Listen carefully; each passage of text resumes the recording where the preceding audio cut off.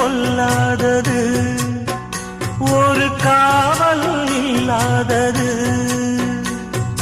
ஊதக்காத்தில் வஞ்சி மாது ஒத்தையிலே வாடும்போது போர்வை போல பொத்தி அணைப்பே.